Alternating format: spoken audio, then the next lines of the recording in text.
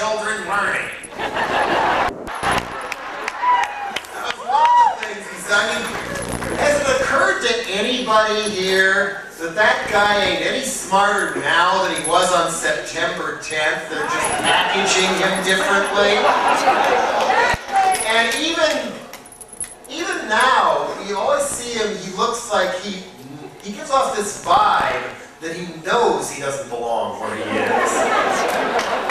Put one over on them, I'm President of the United States. I mean, my first exposure to him was, he comes out for the Republican Convention acceptance speech, and there was this guy who came across as a spoiled rich frat boy trying to get on the debate team for the Aggies or something.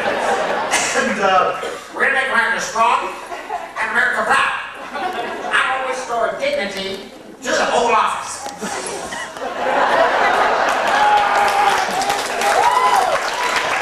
And right there on national TV, he comes right out and says, don't mess with Texas. I hope that's not what the war on terrorism is really about here. Well, let's do this now. I can't resist. Usually I say this really my Bush quote collection.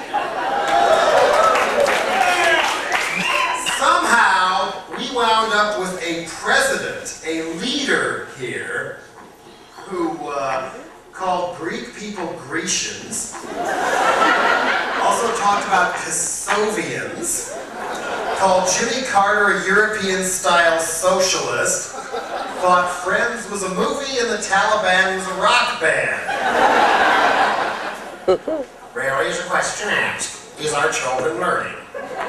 Oh, one of the great ones we got. Oh, one of the common denominators I have found is that expectations tend to rise above that which is expected. I will have a foreign-handed foreign policy. Oh, here we go.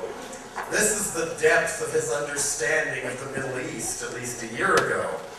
It is clear our nation is reliant on big foreign oil. More and more of our imports come from overseas.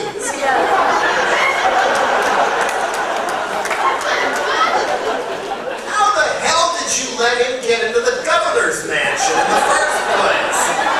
I mean, okay, lights up for a minute. How many of you even showed up and voted in the last two gubernatorial elections in this state?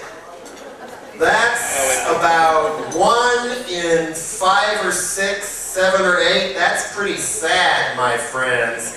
The reason people like that keep getting in is because people like us don't show up to vote them out. Yeah. I mean, look at it this way. Now you've got him like a wannabe Bush. What's his name? Rick Perry or something?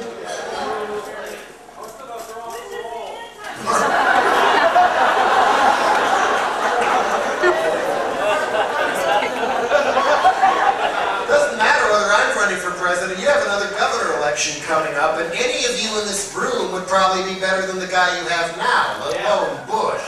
Think about it. You're damn right! I don't want to be governor of Texas. This is your job. If I decide to relocate to scenic Houston, maybe that will change.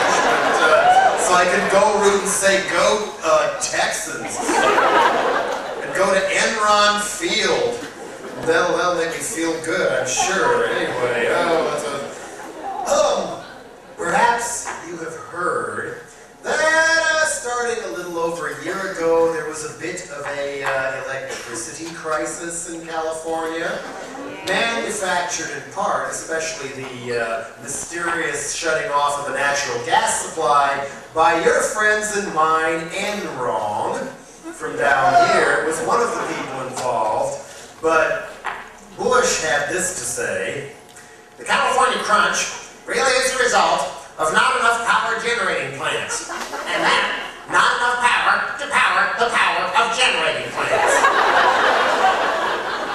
We're talking deep here.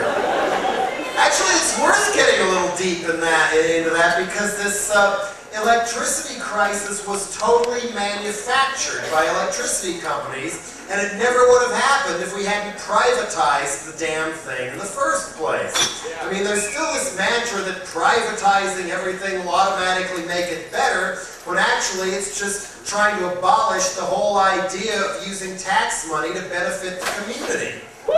You know, you give it to private prison companies, but you should... Didn't Governor Bush want to turn the welfare system in the state over to Lockheed for a while? How do you make money running a welfare system? You forget to spend the money. That's how you do it. And instead of being able to contest it if you get cut off of welfare, you'd have to grovel before somebody working for Lockheed. You know, same with private prisons. They take the same amount of money and just forget to have a library. They forget to have anybody for psychiatric counseling or career counseling or helping people readjust when they get back out to make sure they get back in again. Just in time to have prison labor, too. We have to compete with the Chinese somehow, now that we've let them into the World Trade Organization and all. So, by all means, let's round up more small-time drug offenders. First pulled over on suspicion of driving while black or brown or something. Yeah! Fuck yeah! Anyway, this so-called energy crisis, it's worth digging into the real causes of this. And that was... well, first of all, it's interesting that there are 4 places in California that didn't privatize their power supply. Los Angeles, amazingly enough, and Sacramento, and Palo Alto, and Santa Clara, who are next door to each other. And they didn't have any of these problems. They didn't have the bills going through the ceiling, they didn't run out of juice, because it was owned by the people and managed in a way to save money for the consumer instead of rip everybody off. And they pushed energy conservation a little harder. And in Sacramento, since the people owned the power supply, they wanted a nuke plant shut down. It was shut down. Meanwhile, the rest of the state got completely burned by 2 big utility companies. Up north, we have Pacific Gas and Electric, or PG&E, otherwise known as PG&E, to some of us. Fuck that! Somebody just lit their cigarette with a Bunsen burner. Anyway, the way PG&E would like you to do it, or Enron, use as much fuel as possible for the least amount of gain. Anyway, then the Southern California has SoCal Edison, Southern California Edison. And they were so greedy that it wasn't enough that they were making money hand over fist. They wanted more money. They wanted less restrictions. So they wrote their own deregulation bill. And both houses of the California legislature, controlled by Democrats, passed it unanimously. Just let them do whatever they wanted. And they claimed that the bill required them to sell off their power plants when it really didn't. But they sold them off thinking they could make a quick buck and then invest that buying up other people's power plants in other parts of the country on the cheap.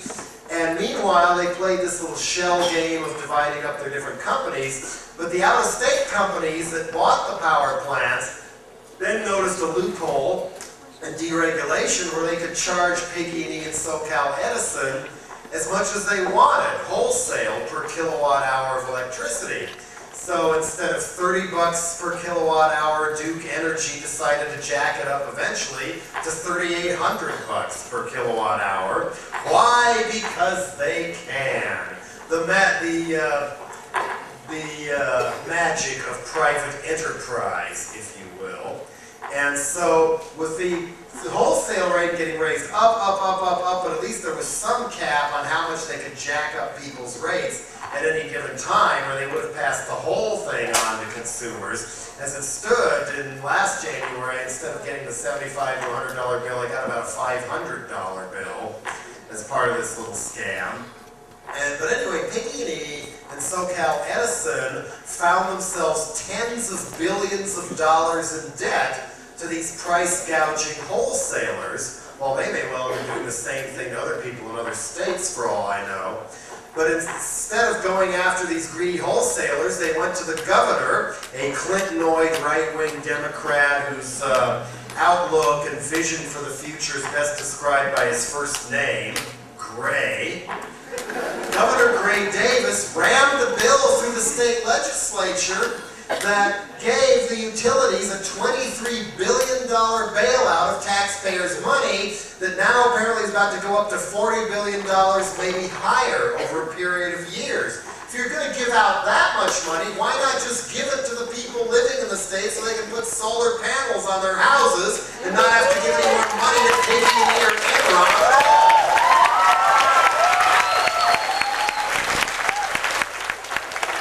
And here's where it gets really ugly. Remember I said they played a little shell game and divided up parts of their companies? PG&E Company and SoCal Edison Company are the ones tens of billions of dollars in debt. But PG&E Company is a subsidiary of PG&E Corporation, who has, last estimate, $34 billion in assets in other states. Rather than sell off that stuff to pay PG&E Company's bill, PG&E Corporation didn't kick down a dime.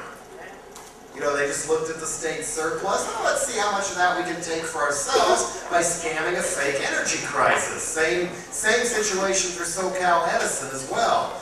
This is how privatization really works. And isn't it making me feel safer already that we've privatized airport security a long time ago? So the people running it aren't half as interested in keeping people with weapons off of planes as they are of making the most amount of money by paying their workers the least amount of money possible. Yeah. Anyway, Bush also had this to say in defense of Enron ripping off California for natural gas and all. Natural gas is hemispheric. I like to call it hemispheric because it is a product that we can find in our neighborhoods. Hey, if he has his way and they get rid of all the pollution laws, you can make the whole country smell like Houston, then everybody's going to have gas in their neighborhoods.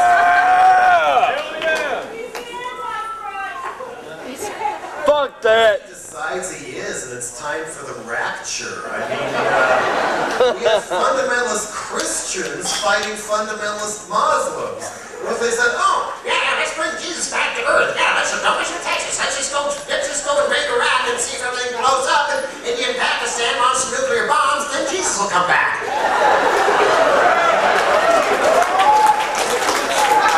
It's not hard to visualize a discussion like that with Bush and Cheney and especially Ashcroft, who's a Bible-thumping white supremacist who still misses the Confederacy and has prayer meetings in his office every day before work. And a fanatic anti-abortion guy, too, as is Bush. And this is, I think this is Bush trying to explain that part of his alleged agenda. It is important for us to explain to our nation that life is important. It's not only life of babies, but life of children living in, you know, the dark dungeons of the internet. Families is where our nation finds hope, where wings take dream.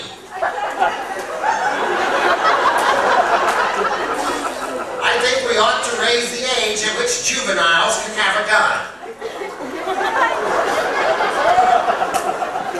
Will the highways on the internet become more few?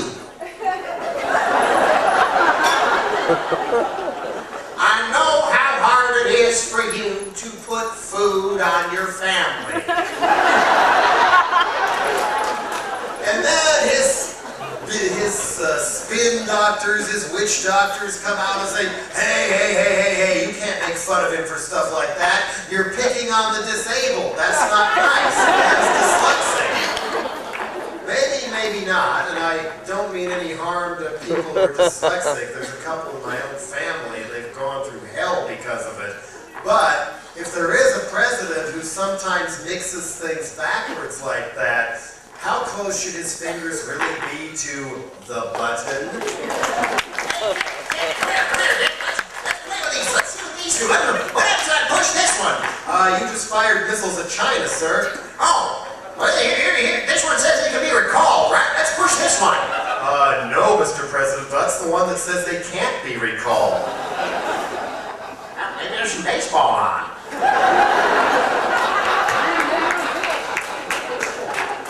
And I haven't had this much fun with the mutilation of the English language since my sophomore year in high school, when I had this geometry teacher who was, his parents were from Norway, but he was from Minnesota.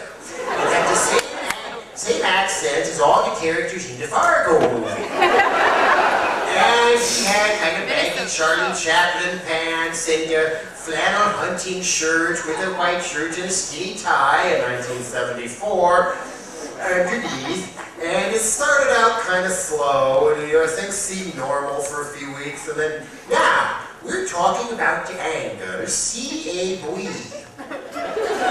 Excuse me, B. Angle A dwee. Boy, am I having the time today. And then it grew, and grew, and grew. And luckily, me and another friend in an earlier class period started writing all his quotes down, and the notebook was about 2 inches thick by the end of the year. So there's a record of when congruent triangles turned into this one day. Now, we working with Klangaki troopers. No, no, no, no, no, no, no. Congruent triangulars, congruent triangulars, congruent triangulars. Where was her? Excuse me, oh yes, triangulars, no, triangulars. Oh no, triangulars. Oh, I can't even try. Failing grade. We got a big. Our number is clonks, yeah, cards. But all I got was a flailing crude. Oh, flabby crab. If I'm quicker bean, flailing grunt. Oh, great group, great. Lassie, honest Negro. And then the Freudian slips about food, sex, and Watergate began to appear. Always leave your equations in simplest food, forms.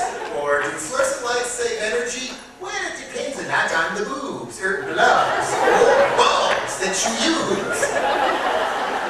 And then finally, one day, he came right out and asked the class, Oberdiantes flabby twerp. Not one word of English left.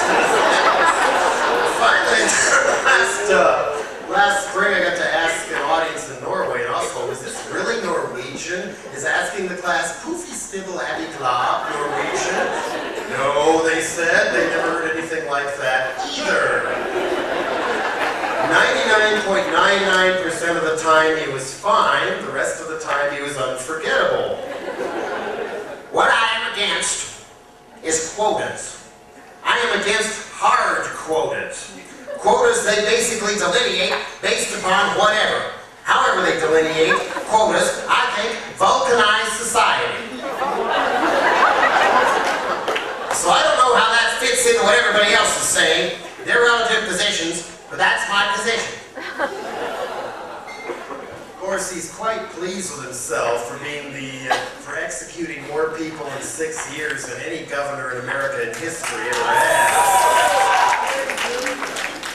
This case has had full analyzation, as has been looked at a lot. I understand the emotionality of death penalty cases.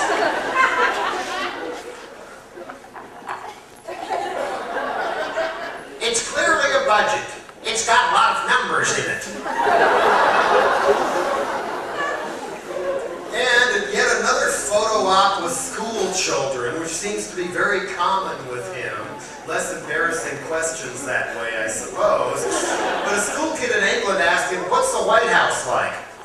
It is white. They're talking sharp here. And somehow, this guy got greased and squirted through Yale, which for plain folks is a really hard, if not impossible, school to get into and afford and graduate from. But there he went, and then comes back last spring to give the commencement speech at the graduation ceremony and says, and to the C students, you too can be President of the United States.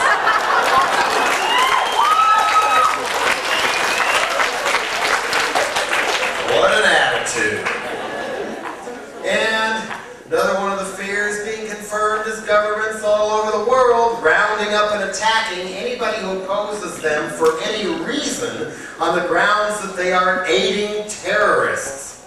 Just like we did when we locked up thousands of immigrants and labor union activists in the 1920s for opposing World War I.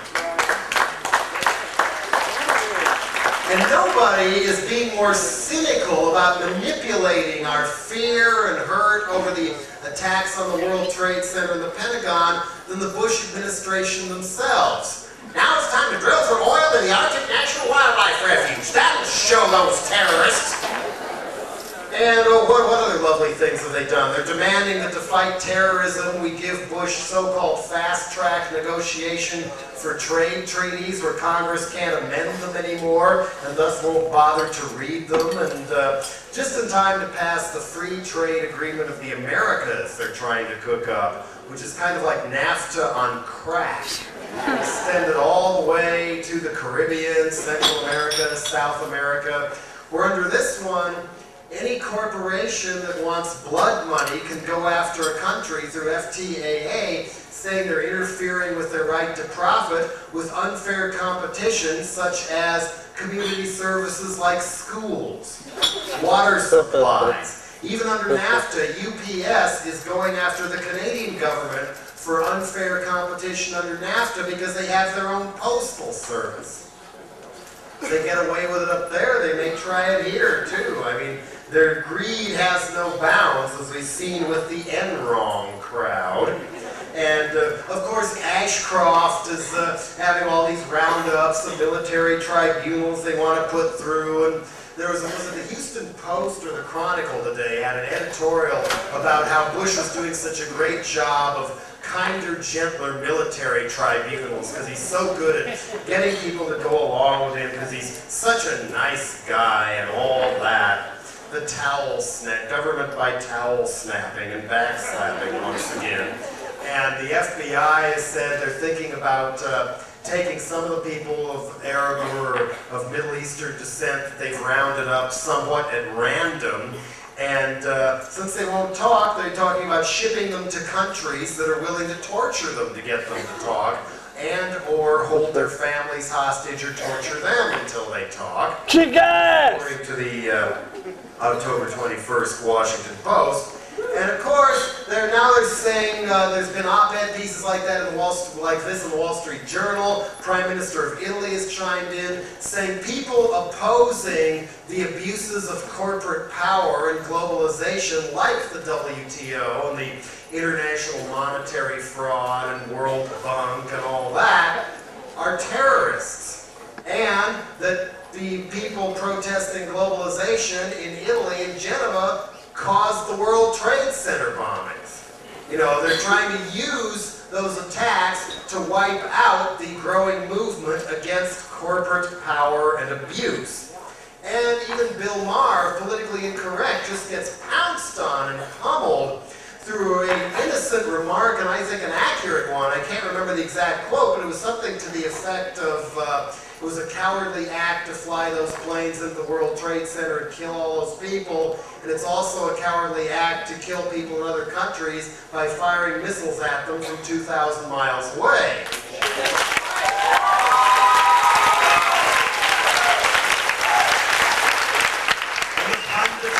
Jumped down his throat, people pulled their advertising stations, canceled the show around the country, and he quickly apologized for this terrible indiscretion. And Ari Fleischer, Bush's press secretary, says, people have to watch what they say and watch what they do. And even more irresponsible is now all of a sudden the supposed opposition, who doesn't seem to be much opposition at all where rich people's welfare is concerned, the Democratic Party, is starting to roll over, say, oh, well, let's just give Bush his wish and put up Star Wars in outer space, just in case we can finally get it to work $200 billion or more later. That'll show those terrorists. There's nothing about those Star Wars weapons that could have prevented the attacks on the World Trade Center, the Pentagon. Nothing. lot more than Osama bin Laden or Saddam Hussein or big bad North Korea combined could possibly scare me, because what happens if one of those space nuke toys malfunctions and crashes back to Earth like the Russian space station Mir did not too long ago? When something crashes back to Earth, it burns in the atmosphere, and if the plutonium explodes or something, you've got plutonium dust all over the atmosphere. One speck of that stuff is enough to kill you through cancer, radiation poisoning. We could potentially kill everyone on Earth with that stuff. Not to protect us from big, bad, rogue nations at a time when a lot of the world, including many people in Canada, consider America to be the #1 rogue nation. Motherfucking yeah! If Bush and Cheney and the rest of them get their wish and we go blow up Somalia and Iraq, and some of them have talked about invading Libya and Syria as well, you can bet there's going to be a lot more people around the world who see us as rogue nation, and they feel that the only way they can respond to all our fancy weapons is more terrorism. But anyway, where was I going with that? I can't remember now.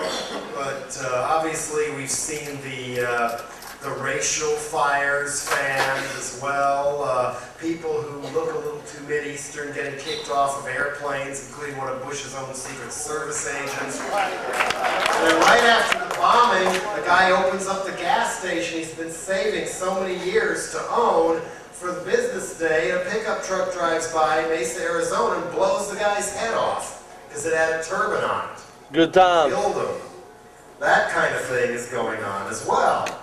And of course, I fear for the soldiers we're sending over there and what's going to happen to them when they come back.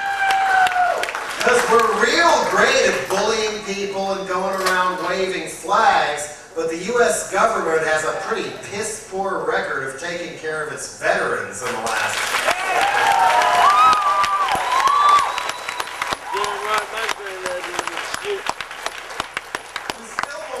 all the cancer and birth defects we caused by playing around with Agent Orange in Vietnam, which is still causing mass birth defects over there, I might add. And we still won't admit any responsibility for Gulf War syndrome, which seems to come in all kinds of different forms, but people coming back thinking they've done the right thing to quote-unquote liberate the dictatorship of Kuwait, and they're spazzing out, double vision, splitting headaches, can't concentrate, can't work, deformed children, going nuts, etc. And it might have been because of there really was some nerve gas over there. Might have been the experimental anthrax vaccine we made everybody shoot up with. Yeah, might have been, huh? Which they're talking about using on us to protect us from the great anthrax. Or oil well fire fumes, or depleted uranium coatings used on our shells. Sure, they'll penetrate the armor of a tank and blow it up from the inside, but then you've left all this radioactive aftermath, just like little miniature Hiroshimas and Nagasaki's and Chernobyls. That's still going on over there. We probably brought some of that illness back over here. And did we learn? No. We used depleted uranium shells in Kosovo, too. See, the UN liberated you from Milosevic. Now you can all be radioactive and die. Aren't you thankful for us? Yeah! I had a relative sent over to the Gulf War as a medic, and I don't think he's been right in the head since when he came back. I don't think he's worked, and I think he and his family live in the back of a church and clean up from time to time or something. But that never should have happened. And all these people holding up signs on the street saying homeless Vietnam veteran will work for food. That never should have happened. That's not goddamn right about that, motherfucker. And I look how patriotic our government really is. Let's put it that way. I fear that after we've blown up and killed every living thing in Afghanistan and Iraq and Somalia and whatever else we want to go blow up to, yeah, they got Colombia too. Osama bin Laden will emerge from the mount from the one cave we forgot to go through and tell his then mushrooming following, "See, I told you so." Even if we succeed in wiping out the millions of people who already agree with him, what will their kids be like? What will their kids be like? Faggots! Look no further than how young those boys throwing rocks at Israeli soldiers are. There's your answer. There's got to be a better way. I wish I knew what it was. None of our lives will ever be the same. I got the word on 911 in Tuscaloosa, Alabama, of all places, when a friend of Atlanta woke me out of a badly needed sleep to ask me if the show was going to happen that night. "What are you calling me about that for? It's 9 o'clock in the morning, man." "Haven't you been watching the news?" No, I was asleep." "Well, hijacked planes crashed into the World Trade Center and another one hit the Pentagon." "Wow." "I'll call you back later. I'm going back to bed." Couldn't sleep. Turned on the TV. There it was across the bottom of the screen. World Trade Center destroyed. Both buildings collapsed. And then it hit me. Oh no! Like the San Francisco earthquake and my sister's death, the true heavy magnitude of the event just avalanched by the hour and would not stop. Of course, the show was canceled, that part of the tour was canceled, no flights out of Alabama. Sucks. I offered to go on the campus radio station and say a few words if they thought it would help. They did not. Yeah! Talked to my friends from Atlanta again, and they offered to make the 3 or 4 hour drive, whatever it was, out to Tuscaloosa just so we could be together as the horror unfolded. And somehow I guess we knew we needed company at that point and needed each other. I'm grateful they came. And we thought, okay, so this is what people go through in other parts of the world. Sometimes on a daily basis.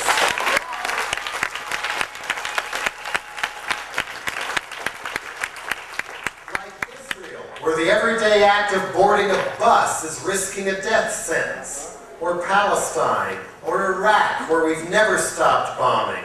Or Sarajevo, or Belgrade, or Chechnya, or Kosovo, Belfast. Up till now, we've been pretty damn lucky. But now, we've joined the rest of the world's 21st century. I'm still amazed that with all the thousands of highly skilled explosives experts trained by our military, we've only had one Timothy McVeigh. We're damn lucky. And of course, it wasn't too hard to notice how the corporate TV networks were subtly but surely fanning the fires for war as the day unfolded. You can always tell because now each disaster and scandal has an instant corporate logo behind the newscaster's head on the screen. Some lucky web geek got the gig to make all those logos on the spur of the moment.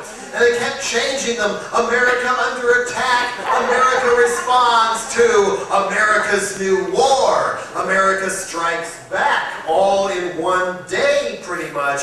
As over and over again, you couldn't help but be affected as the fireball kept blowing up again and again as the second plane hit the South Tower of the World Trade Center. And every time CNN in particular got yet another angle from somebody, they'd run that one and then run all the other ones on instant replay to review for us. Boom, kaboom, kaboom! And over again, those buildings collapsing, wondering what it must have been like to be inside and can't get out, all those cops and firemen suddenly getting squashed and all. Silently, the building goes down on the screen. Silently, even though it registered on the Richter scale around New York City. Maybe a little bit of tinkling John Tesh piano music playing sadly in the background. You couldn't help but be affected and want to respond. So I began thinking, yeah, this is about the time we better beware of false images. They've gotten us in a lot of trouble before. Obviously what happened in New York really happened, but look what started creeping in, too. There's been allegations that that footage CNN had of Palestinians celebrating in the streets during bombing was actually from 1991. I'm not sure on that one, but some say yes, some say no. Although the older woman grinning away in the front of the picture had Peggy Hill glasses on, which are even out of vogue for most people in 1991. And back further, the Gulf War, the first Gulf War, King George I's Gulf War. Some of you may remember that there were these terrifying stories hitting the papers about how the savage troops of Saddam Hussein were dumping premature babies out of incubators and leaving them on the floor as they ran off with hospital equipment back to Iraq. And then a young woman from Kuwait was brought in to testify before Congress about all the horrible things going on in her country. Please, please save us. Make Kuwait safe for democracy. Again. Turned out that story was planted and that woman hired by the Hill and Knowlton agency, who were employed by the Kuwaiti royal family to persuade the American people that we needed to go on a full-scale war to bring them back their throne. Democracy be damned. And so with that in mind, we started joking around, having to ask ourselves, in all seriousness, there's a possibility that Osama bin Laden doesn't even exist. We haven't found him, have we? I mean, obviously what happened in New York and D.C. really does exist, but isn't this too simple and easy a cartoon of a villain? The beard, the eyebrows, the turban, the brown skin. Ooh! It's all the fault of this one wicked-looking guy living in a cave. Oh, really?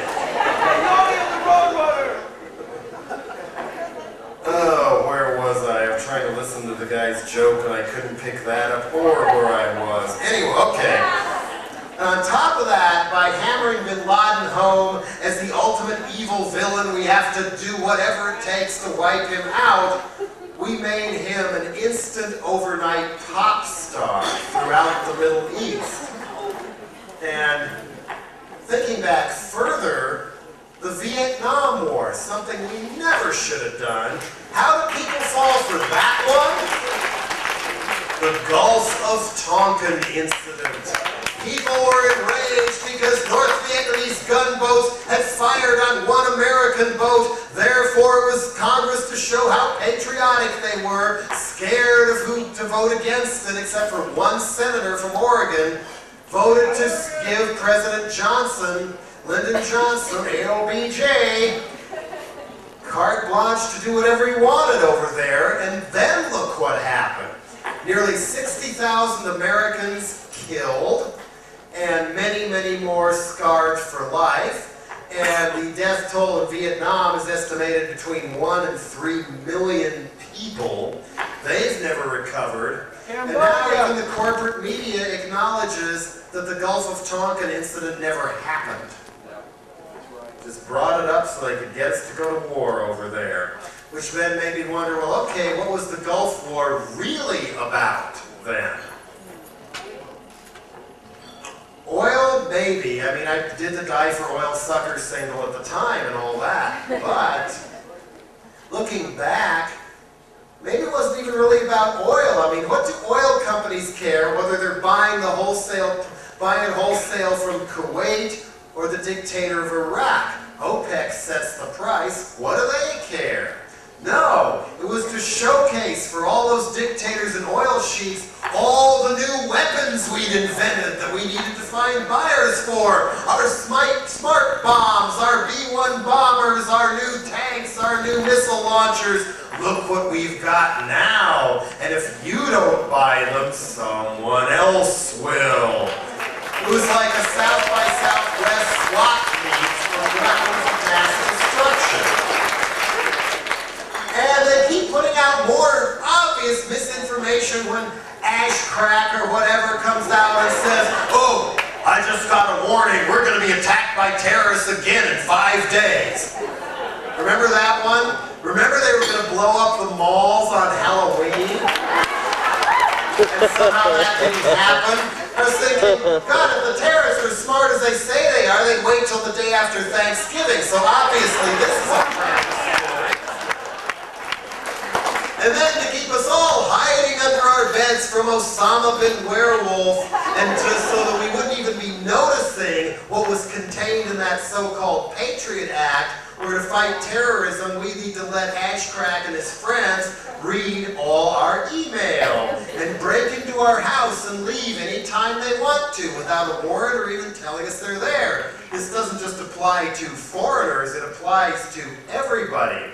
And anybody accused of aiding a terrorist organization in the eyes of people like Bush and Ashcrack, which could quickly be used against organizers of Seattle-type protests, of course, that's in there too. You know, to preserve liberty, we must give up our freedom because Bush and the Bushcroft cartel knows what's best for us. And to keep us cowering and distracted so we don't even notice how cynically they're using the terrorist attacks and how much it's hurt us mentally to screw us even more for their own purposes. 2001, an anthrax odyssey. I never thought all I would have to do to be entertained would be to go into a grocery store and look at the bags of flour and baking soda and start laughing. Maybe what I should do to the former members of Dead Kennedys who've been suing the shit out of me for 4 years now. Fuck them! Fuck them! You either quit screwing around and wrecking every good thing our band ever did, or I'm gonna mail you powdered sugar.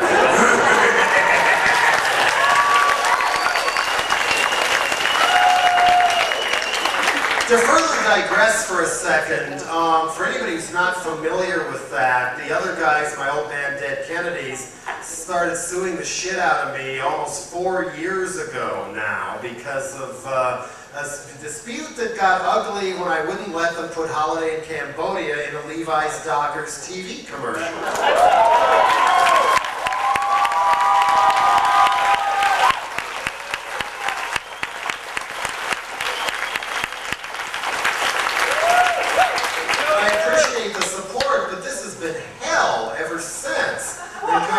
By a thread at this point. They went running to a lawyer who represented Journey, Boston, Doobie Brothers, Carlos Santana, one of the women who is trying to get Jerry Garcia's estate money, etc.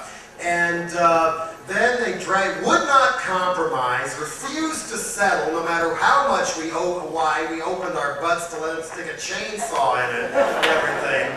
Couldn't settle for it, couldn't be reasonable, had to go to trial. Ray, Klaus, and D.H. Peligro go up there one by one and lie, claiming they wrote all the music to the songs, and that it wasn't credited that way on the albums because I snuck it past them. Thus implying that they took so little pride in their own work, they never looked at the albums for 15 to 20 years.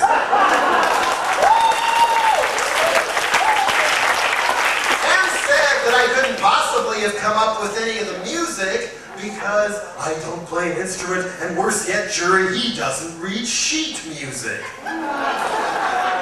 They did that with a straight face. And they called up an expert witness from Grateful Dead records.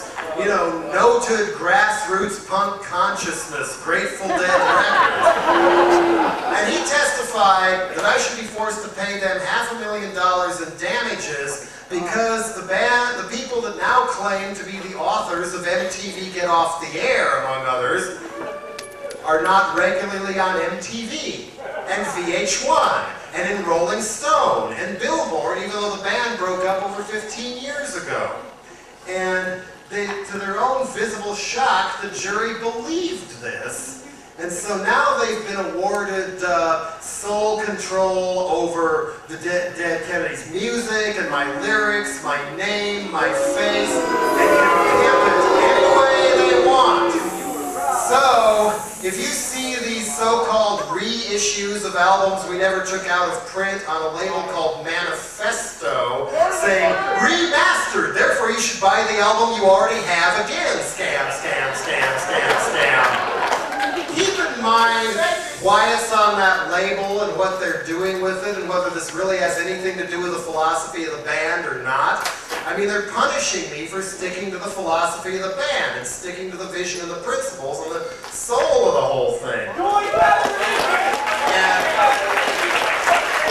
somebody just yelled for me to join Bad Religion and that will make everything all better.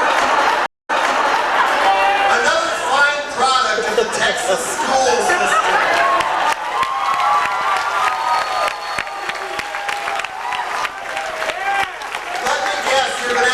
Show early to go set up giant logs at Texas A&M.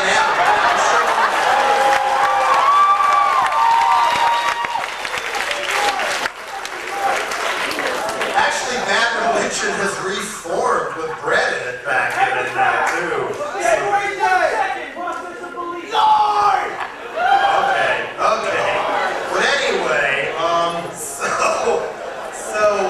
they also reshot the artwork so they could cut up some of Winston Smith's work and give themselves credit for writing all the music, including crediting Peligro for writing songs before he was ever in the band. And then charged me all the money to reshoot the artwork, and then sent a letter last August announcing they don't intend to pay me at all anymore. Maybe that was the scam all along, saying that it's because I owe them $140,000 of my share of their legal bill to sue me.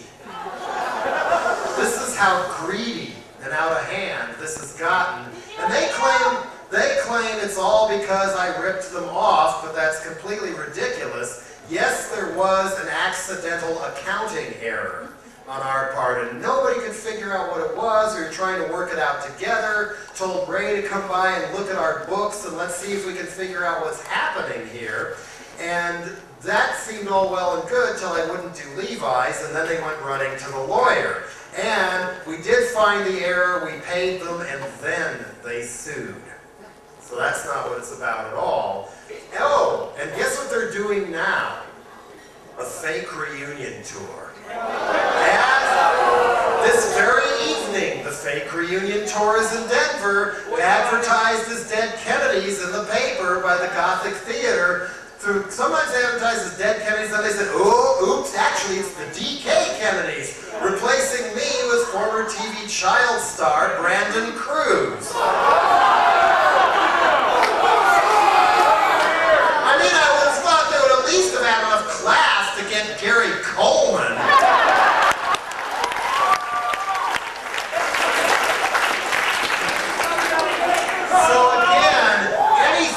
Non-alternative tentacles related that's got Dead Kennedy's name on it, you can now be assured that I'm not getting anything from it, and who knows, you may take it home and find out you're not going to get much from it either in this day and age. Buyer beware. What about their solo album? Well, we put out their solo albums, but they said... Well, no, they said that I owed them damages because their solo albums didn't sell as well as Dead Kennedy. The court threw that one out, luckily. They also threw out the one where they said they wanted to expel me from the ex-band member partnership right then and there so they wouldn't have to pay me again. You know, throw me a little money for what they say my share is worth, and then bye-bye, time to scam and cash in on cartoon punk retro and all. Anyway, so I don't whine on too much about this, let's finish this just to say that with this going on, and now that it's clear what they intend to do with it, kind of like the circus trainer who kidnapped the Elephant Man and put him back in a cage, I suppose, needless to say, I am appealing that verdict to the higher court.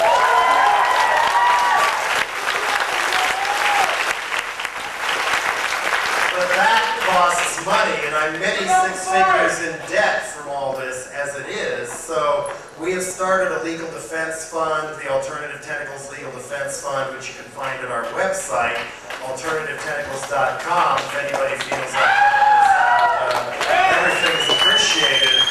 As well as if you correspond with people on the net, warn them about the scam, because we're getting so many complaints from people who paid upwards of 20 or allegedly even the equivalent of 25 bucks a ticket in Brazil thinking it was the real band.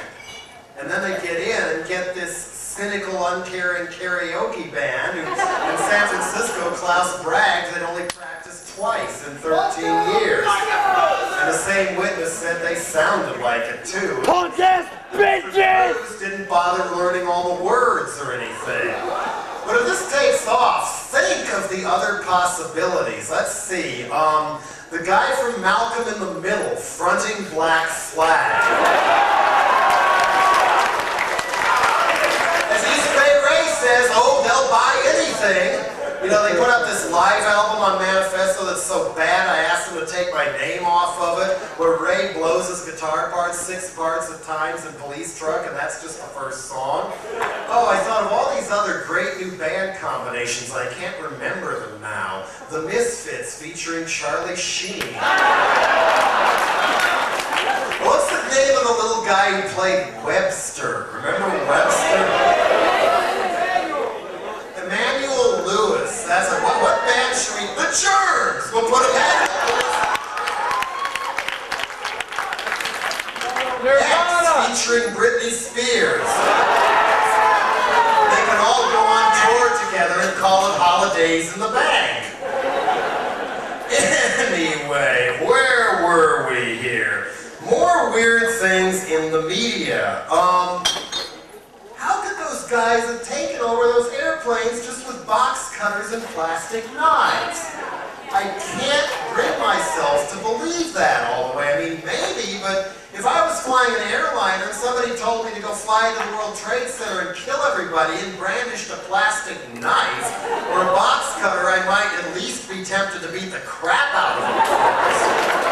Hell What fucking about this yeah! guy who decided to show the world that he was somebody by trying to light his shoe on fire on the plane? The Last Temptation of Reed, or whatever.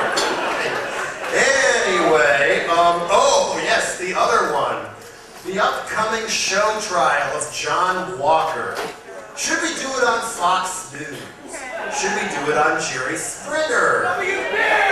The WB, there you go. A rabbit will sit in the judge's chair.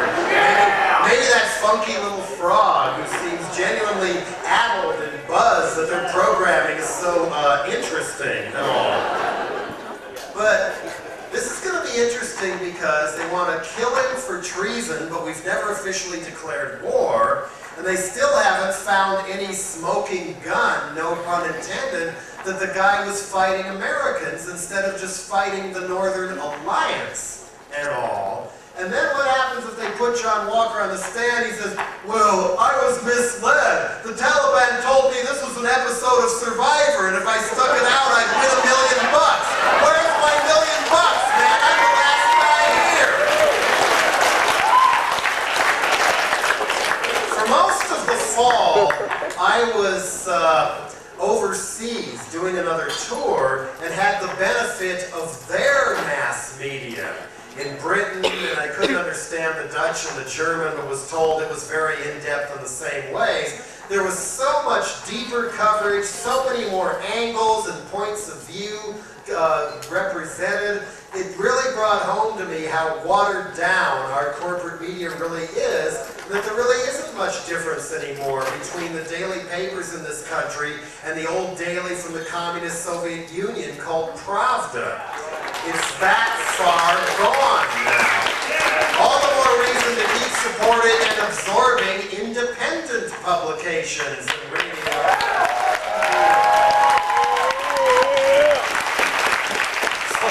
Which, it sounds like Pacifica and KPFT have been liberated from the forces of corporate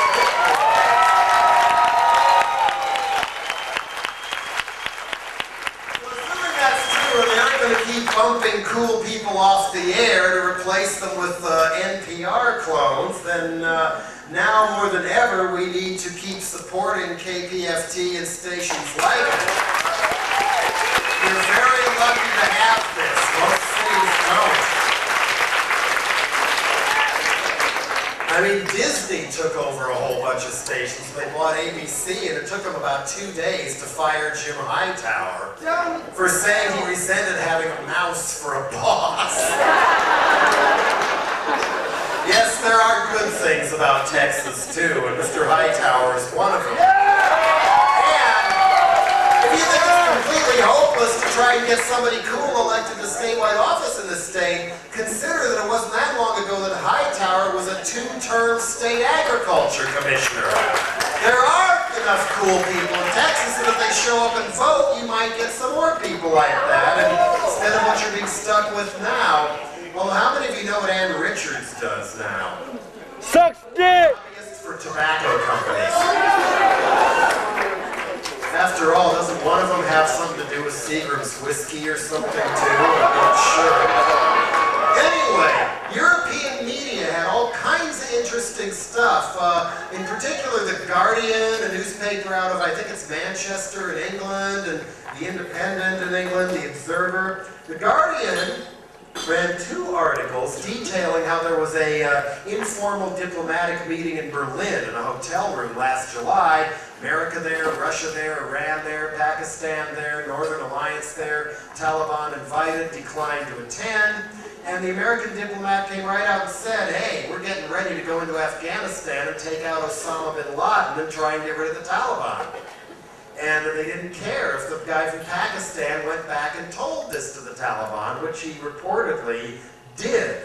I thought that was pretty interesting, as well as all their detailing of the connections from the get-go between the Mujahideen guerrillas, many of which mutated into the Northern Alliance, and the dramatic growth of the opium and heroin trade coming out of Afghanistan, and the CIA's role in all that. Not getting that in Time or Newspeak, are we? No, it's more America standing united and strong. You know what we're going to do to show you Osama bin Werewolf? We're going to go shopping, God damn it!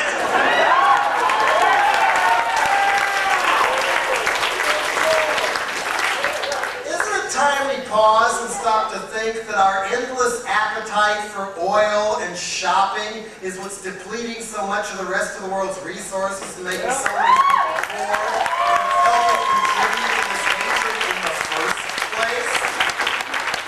No, I don't think shopping is going to make everything better in Palestine. I'm sorry. Back to September 11th. The different networks are all trying to round up so-called experts to keep the momentum going and keep people watching them, although of course many of us were channel surfing, and I thought CBS did the best job, CNN was a close second, and then way, way, way down at the bottom, completely without a clue on what to do, was Fox News. Because all they know how to do there is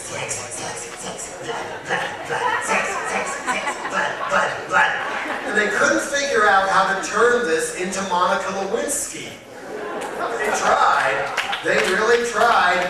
Monica and Springer was the angle they took. So I can't remember what network it was that they got Clinton's first CIA director, James Woolsey, on for an interview. And when these people have to get on TV that fast to try and cover everybody's ass, they don't always have their doctored spin statements down. And this was one of them, where Woolsey is just sitting there mad as hell saying, well, if the FBI and the grand jury had shared everything they knew about the people who did the 1993 bombing of the World Trade Center, let the CIA in on it, we could have been tracking those people all these years and maybe this wouldn't have happened. In other words, all these tens, if not hundreds of billions of dollars we spend on intelligence and so-called defense, 13 different agencies, they don't cooperate with each other. Turf wars, rivalries, secrecy. And so Bush's answer, of course, is more secrecy. The way to prevent terrorism is to not let anybody ever read Ronald Reagan and his father's papers. because perhaps they might uncover our own involvement in terrorism in Central America. Who knows?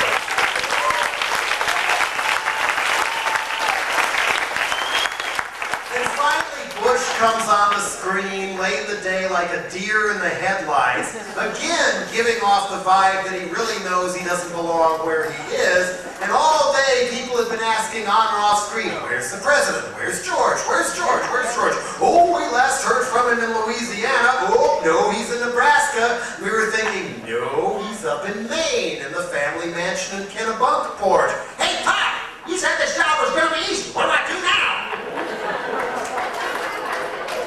I got to thinking, wow, wouldn't it be wild if Ralph Nader was president right now?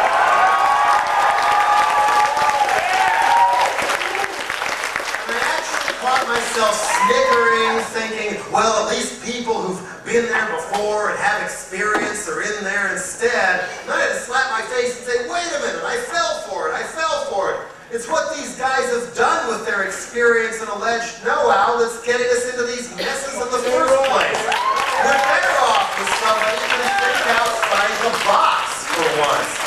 Think outside the military-industrial complex, Cold War revisited box. I mean, I know we're all supposed to line up and salute and support the president because it's a time of war and therefore no matter who it is, we gotta get up behind him. But I just don't have any confidence in Bush to show any real long-term wisdom or do the right thing in this situation.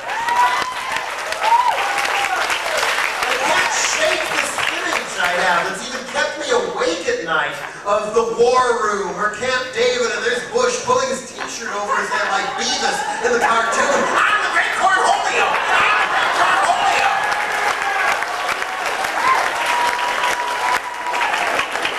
And Colin Powell or Dick Cheney grab him by the collar and plop him in a chair. Sit down, George! We have people to kill! We have a war to plan! We have countries to destroy! Hey, can we watch some baseball? Even his father let out a great one the first day or two of the crisis. They found him and they asked him, well, is your son ready for the job ahead? And he says, well, no one has ever really prepared for something like this, but he has a great team around him. He has a great team around him. It's the team that worries me. Vice President, who's probably running the country more than Bush really is Dick Cheney. Oil executive before he was the Vice President, and Defense Secretary during King George I's Gulf War, where he ordered then General Colin Powell to draw up plans to nuke Baghdad. And keep in mind, both Bush and Cheney were draft evaders, pretty much, during the Vietnam era. They were wealthy and connected, therefore they found a way to scam their way out of it. And they're in charge of a war. And General Powell was a younger officer during the Vietnam War, helped cover up the My Lai massacre. National Security Advisor is Condoleezza Rice, who until recently had an oil tanker named after her because she was on the board of Chevron, but they decided to paper that one over. Condoleezza Rice is considered this great genius prodigy, and she sure does seem to know jousting with the evil Soviet Empire inside and out, but sometimes needs reminding that it isn't there anymore. Ashcroft, need I say more? And, some other things going on that got reported in the European media but not here. Under Donald Rumsfeld, the really scary one in charge of the war, how can I make more money for my friends by killing people? That's what he's there for. And his dearest dream is to have American supremacy in space, thus reviving Star Wars. The guy it's Dr. Strangelove Dr. Strangelove in a king of the golf course body or whatever. Under Secretary of Defense is Paul Wolfowitz, who seems to be the chosen to articulate the hothead point of view to the media. But the overseas media noticed that Mr. Woolsey, after going on TV to point fingers at the FBI, a few days later he surfaces in London and in other parts of Europe on assignment from Wolfowitz to try and dig up dirt linking Saddam Hussein to the World Trade Center bombings so we could widen the war in Iraq. Meaning it's possible that Wolfowitz went behind Rumsfeld and Bush's back to pull this stunt, and they didn't fire him for it. So this is how reckless these things are, especially when you consider it's fundamentalist Muslims versus fundamentalist Christians, and there's all this hype in the press about how finally it's time for the son to finish Dad's job. Our future depends on killing Saddam Hussein. The Iraqi people be damned, as usual. And both Bushes and Ashcroft are calling for loosening more restrictions on the CIA and the other intelligence agencies, saying we have to bring back the good old days when we could do business and get involved with who they call unsavory characters. Bring back the good old days of privatizing the really dirty work to the mob and to drug lords. Wasn't the world a better place because of that? Ho, ho, ho. I mean, some of that, I suppose, doesn't concern me that much because you look around for the unsavory characters, and if you know your Contragate scandal trivia, a lot of them Contragate criminals who never went to jail are now called the Bush administration. During the Contra War, John Negroponte was ambassador to Honduras and widely believed to be the secret coordinator of the war, which means if they really were trading guns for coke and running it in and helping create the crack epidemic, he would have to have known about it. Not to mention the 30,000 people, Nicaraguans at least, who got killed in that war, 10 times the amount killed at the World Trade Center and the Pentagon. Do we try Negroponte for terrorism? No, we make him ambassador to the United Nations. It's this kind of scams with unsavory characters that went a long way towards creating all this hostility and terrorism and threats to our safety in the first place. For example, back in the good old days of unsavory characters, the CIA thought it would be a dandy idea to overthrow the democratically elected government of Mohammad Mossadegh in Iran and reinstall the Shah on the throne, who was so brutal to his own people over time that he literally killed off all moderate and secular opposition to his dictatorship, which meant by the time he'd gotten so out of hand that the people weren't going to take it anymore, the only people they were able to turn to for support were Islamic fundamentalist fanatics led by Ayatollah Khomeini. Out with the old dictator, in with the new dictator, and fanatic Muslim uprisings began to start fire all over that part of the world and beyond. I can't help but wonder how many of these problems we'd still have today if we left Iran alone in the 1950s and let them elect their own leaders. And of course, another sterling example of the unsavory characters we thought fit to get in bed with were the Mujahideen guerrillas themselves. Again reported overseas but not here, we started training them 6 months before the Soviet Union invaded Afghanistan, according to Jimmy Carter's former national security advisor, Zbigniew Brzezinski, who was bragging about it in an interview in a French magazine that still hasn't been released over here. And the idea was we draw the Soviet Union into their own Vietnam using the unwitting Afghan people as cannon fodder to fight against them and hopefully get them really bogged down and destabilize Chechnya and Turkmenistan, Uzbekistan, Kazakhstan, all the other Soviet republics with large Islamic populations, spread the jihad over there and assume it's never going to come back to bite us in the ass. And then when they did drive the Soviet Union out of Afghanistan, were we there to try and rebuild the government, rebuild their roads, their water supply, their farms? No. Our whole attitude was, okay, we got rid of the Soviet Union. For us, you probably didn't even know you were working for the great Satan, did you? See ya! Bye-bye! We don't care about your people anymore. So, a lot of these Mujahideen commanders degenerated into rival warlords, each with their own armies, shooting up the whole country. Two different branches of what was called the Northern Alliance, which is hardly an alliance at all when you think about it, started fighting over Kabul, and the net result was a third of the city was destroyed and 50,000 people died. So not everybody there is really too happy about having those butchers back again. Another example was two different commanders started arguing over a boy toy in a smaller town, and in the process leveled the entire town. No word on what became of the desired boy toy. And before the borders were redrawn in the past few months, the United Nations Drug Control Department reported that half the heroin coming by John Lennon. Rock the Gaffes band. New York, New York by Frank Sinatra's band. And not a moment too soon for some of us. He ain't heavy, he's my brother. Not anymore. Band, can't have that.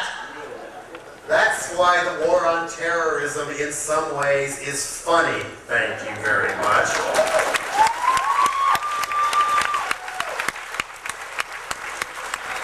But instead of saving people from the ravages of the Beatles and Elton John or whoever, wouldn't it be better for long-term national security to work just like we've done in the past misadventures to try and get this war shortened and shut down as soon as possible?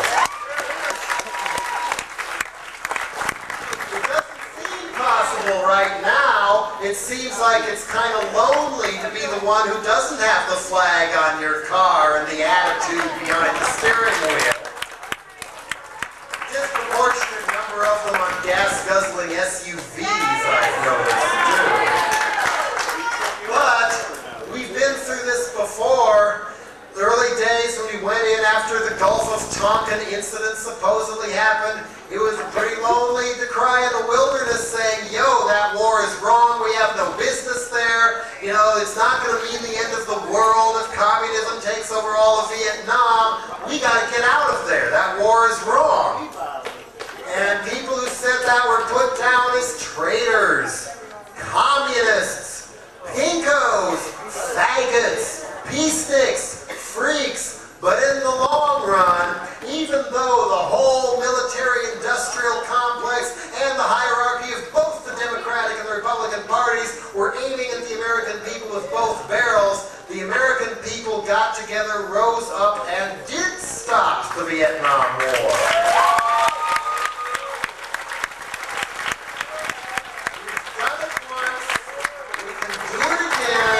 And it ain't going to take nearly as long. I mean, it's not going to be as quick as what happened with the Gulf War, but there's your lesson. Look at the Gulf War. Protests against that war were instantaneous when King George I started bombing. People were walking off of work midday, hitting the streets, not just in New York and D.C. and San Francisco, but little towns, even in Texas, that was going on. Corporate media said, oh no, 90% of America supports George Bush, even though he lost the election a year and a half later. There's your punk rock moment for the youth.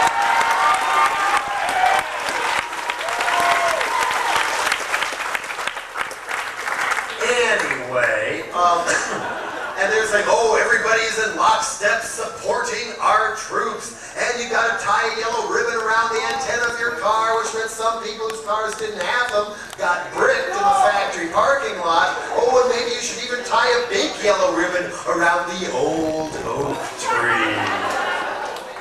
How long did that last? Well, We got rid of Saddam Hussein out of Kuwait pretty damn fast, and then all the troops were massed at the Iraqi-Kuwaiti border. General Schwarzkopf just waiting for the word to go in and do a General Sherman job and trash Basra and go up to Baghdad and blow the whole town up just in case they can kill Saddam Hussein and the rubble. Why didn't it happen? Why did that rabid fascist King George I, of all people, have to call the troops home? Public pressure through protests, that's why. It's a little more complicated than that because he also had given his word to all the people drawn into that alliance, Britain, Germany, Russia, etc., that we were not going to go past the Iraqi-Kuwaiti border and this was only about Kuwait. But I'm sure Britain, Germany, their conservative leaders, they wouldn't have cared if Bush broke his promise, just makes more money for arms manufacturers. But they knew that their people cared because there were badass protests going on in that part of the world, too, keeping up the pressure, so they had to make Bush keep his promise. So that's why it's important, if you're in touch with people by email or whatever in other parts of the world, point out to them how important it is to keep the pressure on their leaders, too. I mean, even Tony Blair, who's the most gung-ho of them, you know, he thinks he's a yuppie Churchill, while Bush thinks he's a John Wayne or whatever. Although, wasn't it funny when Putin from Russia came to the Bush ranch, eager to go horseback riding, and Bush couldn't oblige because he only goes around in his golf cart? His golf cart called Gator. I can't quite make this come out right. A joke came to mind, and now I forgot it. Anyway, see what I'm getting at there. And Gerhard Schroeder, the Chancellor of Germany, is under a lot of pressure in that country. And even at the very beginning, he said, Germany is willing to accept risks, also in military terms, but not adventures.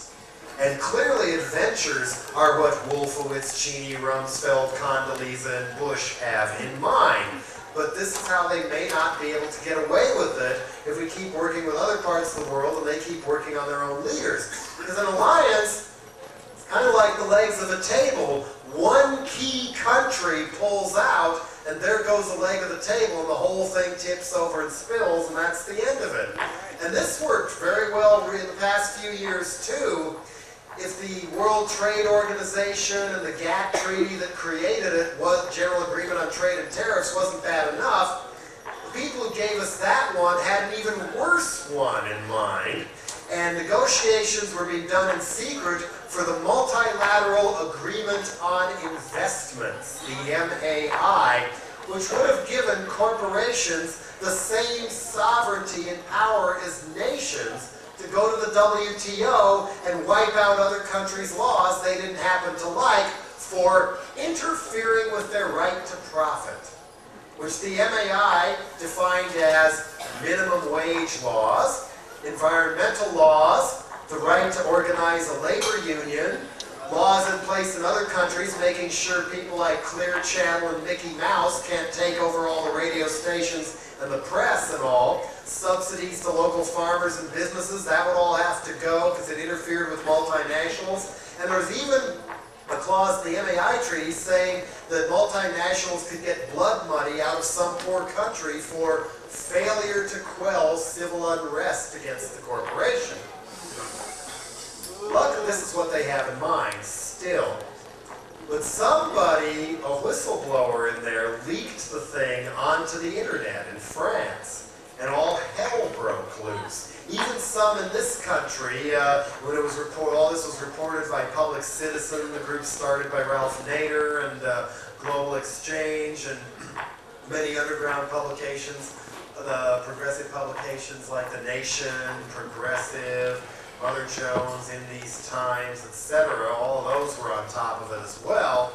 And so the pressure began to build from the bottom up, mainly in France, where people were really mad about the whole thing, and put so much pressure on their government that France pulled out of the MAI negotiations, and without the French, the treaty collapsed. Solid moves of grassroots pressure. decided, okay, we just won't let anybody know what we're up to, and in the next round of WTO talks, we'll just sneak some of this stuff into the GATT treaty and not tell anybody we put it there. That was the agenda for the WTO's gathering in Seattle. And unfortunately for them, too many people caused too much trouble in the streets, and they just never got that far. I'm so sad. So this year, guess where the WTO had their meetings? Qatar. You know where Qatar is? It's a tiny little oil sheik dictatorship on a peninsula in the Persian Gulf. Lousy Gulf, from what I understand. Even there, with journalists not making it past customs, let alone protesters, they still couldn't pull it off. Because of all people, the trade minister of India kept raising all these fits of what they were trying to do to give multinationals carte blanche to overrun their country. And even the Wall Street Journal said the trade minister of India was stonewalling under pressure from 25,000 demonstrators who hit the streets in New Delhi right before he left to let him know what was on their minds. So the anti-corporate movement all over the world is far from dead, if you ask me.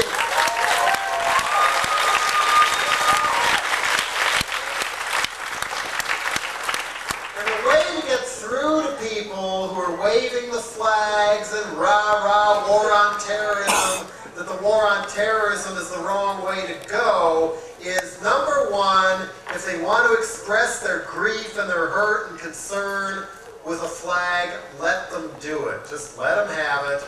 But point out that the way we're running the war on terrorism now is piss-poor military strategy. Because it'll be nice feel-good ass-kicking in the short run, but as Osama bin Laden says, you kill me, 100 more will grow in my place.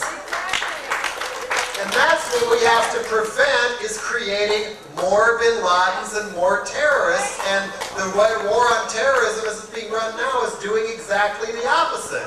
People wake up and they listen to that.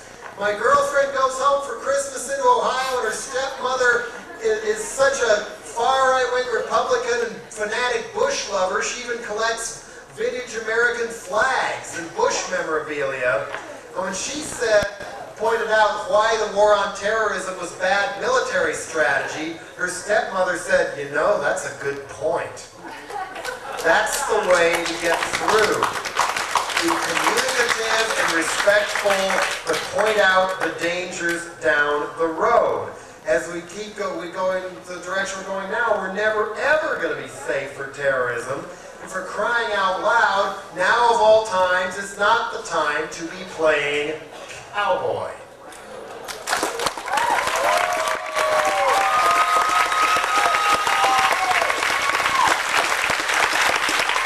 Okay, on that note, why don't we take a little bit of an intermission?